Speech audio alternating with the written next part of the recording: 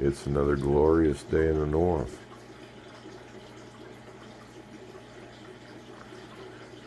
Boy, did I ever have a good night's sleep. This system ran all night long. Of course, before I went to sleep, I had spent the whole day, beta testing and cutting the power, seeing what happens a bunch of times. Had to make a modification. Basically, the hose, I shortened it because it was getting a little bit airlocked. So yeah, it was cool the other way because I could have the air coming up from the bottom, which made a lot more disruption on the surface. But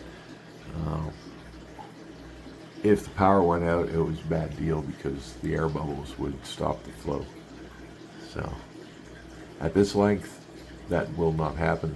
The system restarts itself should I cut the power. So I tested my overflow height, all that stuff. I'm good. But yeah, it ran all night. It is a little noisy, like the water falling through the pipe. You can really hear it because there's two of them in here now. But I don't sleep in this room. I don't watch TV in this room, so it doesn't matter. But yeah, I can hear an overflow on this side of the kitchen. I can hear one coming from that side of the kitchen. So now it's times two. Big deal. That's fish keeping. I like the gentle sound of water anyway. Sounds like this downstairs as well. Unless you have a flow system, you're going to hear some flow.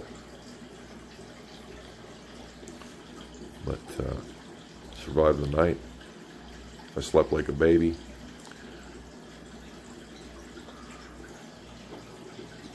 The fish are doing good. We're going to water change this tank out today. And how that works is I just leave these running and I shut this down. This one stops getting water from the sump. Then I drain her right down, bring her right back up, turn it on. Everything mixes again. It's probably about a 40 to somewhere between 40 and 50% water change at this point. There's 215 gallons of water in this system, and I can change out 120 gallons of it total. But I don't use everything in the barrels, so let's say 100 gallons of it. So I can get close to a 50% water change with my barrels. And I'm just going to do that a little. I'm still going to do it every 4 days and see what happens. And if I don't like what I see, then I'll just have to do it twice every now and then. But I think it's going to balance out, and it's just going to work because the extra volume should give me more time. And the extra volume should mean that I don't really have to change out as much water. I see a lot of guys only doing 30 and 50% water changes when they do their discus. And they seem to be doing okay. I've been on the 70, 80% run for a while now, and I've been doing okay with that. So, and if push comes to shove, I'll buy another barrel and just stick it in a different room and run it. But I don't want to have to do that, so we're gonna try and manage this with the 2 barrels and the 50% water changes. I think I'll be okay, especially if my frequency is fairly often. There won't be enough time for a problem to develop. And but yeah, the Discus Super System. Instead of one big 220 gallon tank, I got the same volume of water, but I got my main tank, and then I've got my breeding stations. And this is my hospital tank section over here. I pulled the gear off this to get that top tank going over there. So this is, I drained it. This system's down for now, and I've put the sponges up here to keep them going. And I'll just run one hospital tank for a little while because I got to stop spending money. This idea is exactly as it sits. It's basically been sitting in my head at least 4 months now, just waiting to get everything together and get it done. So I had a lot of time to think about it, how it was going to work, and how I was going to do it, and this is the end result. Very happy with it. I'm glad I didn't flood my kitchen, and this should get me there. These other tanks off in the off to the side I'm now just solely going to use as hospital tanks. 20 gallons, it wasn't enough to keep discus fry alive. I think that's actually a big part of what they call it 30-day syndrome with the discus fry, and that means they all die off before they make it to 30 days old. And this is a common problem many people who try to breed discus have.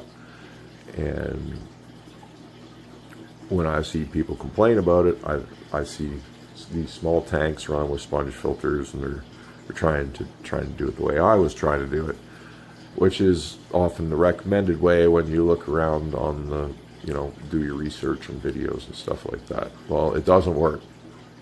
It doesn't work because the water volume is too small in the 20 gallon for you to keep it clean enough for the fry. And we've all seen how sensitive the adults are and the lengths you got to go through to keep the water really sterile in order for them to be healthy.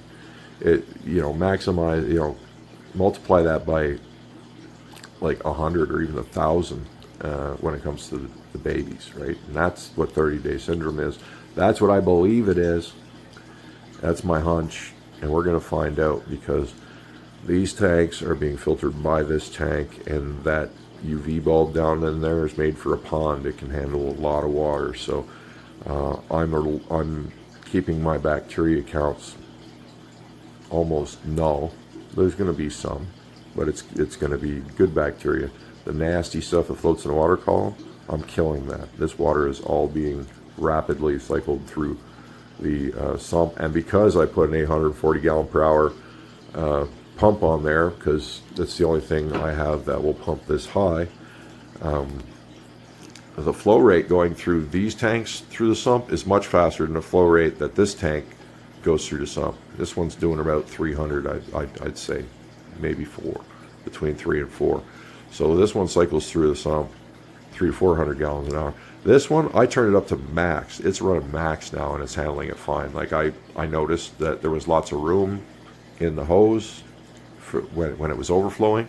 So I was like, that means it can handle more. I maxed out the 840 gallon per hour pump down here, handling it like a boss. It could probably even be faster, to be honest. But so these two tanks in the system are running twice as fast through that sump as this tank is, and it's an interesting thing. So slowly cycled, more than twice the speed cycled. It's going to keep this water absolutely clean, and while the water's in here going a little more slowly, it's getting pounded by like 1, 2, 3, 4 filters and the sump cleaning it, right? So this tank does all the cleaning. This tank does all the circulation. This system, because the water's moving so quickly through it, means it's aerating the water better, which is helping the discus breathe better. This is what's going to keep the babies alive. You got to make it like a river. Discus are river fish. So now I have a flow like a river. And the water's not going to sit. It's not going to get stale. It's not going to be a little haven for bacteria to kill the babies. And I believe this is going to lead me to success. We're going to find out. We're going to find out. And if it does, not only will I have cracked the code for keeping discus, but I will also have cracked the code for breeding them. And happily have shared the way I've done it with all of you, so that you can succeed and enjoy the success of discus like we do here at Discus North. I say we because there's several discus owners now that follow this channel, and a handful of them have even started to adopt some of the methods that, you know, everyone does their own thing, but they've picked up a thing here and there, and they've been very happy with the results. So we're making discus great again, and I hope you just have a wonderful day.